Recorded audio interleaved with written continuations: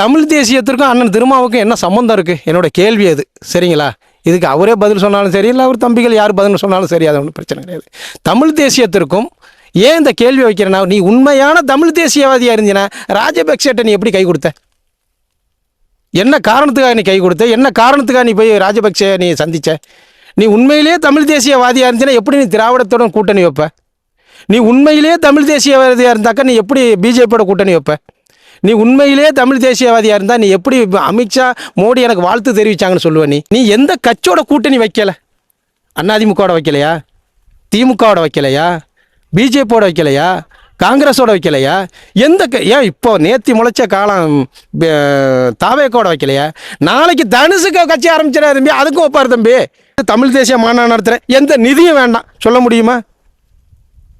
அண்ணனே வீடியோ போட்டிருக்காரு, தமிழ் தேசிய மாநாடு நடத்த போகிறோம், நிதி பங்களிப்பு அளிக்கிறவங்க ஜிபேலாவோ ஃபோன்பேலாவோ இல்லை நேர்லேயே கொண்டு வந்து கொடுக்கலாம்.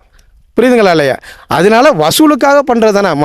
வருஷம் பிறந்த நாளுக்காக ஒரு வசூலுக்காக தமிழ் தேசிய மாநாடு நடத்துகிறதா. நீங்கள் தமிழ் தேசிய மாநாடு நடத்துங்க, திராவிடத்துடன் கூட்டணி வச்சுக்கிட்டு எப்படி தமிழ் தேசிய மாநாடு நடத்துங்க? நீங்கள் நடத்துறது வந்து பொங்க சோதுக்கு ரசம் ஊற்றி திங்கிற கணக்கு தான். நீங்களே சொல்கிறீங்க திராவிட தேசம்னு ஒன்று கிடையவே கிடையாது. இருக்கா இல்லையா? வளையோல்ல தட்டி பாருங்கள்.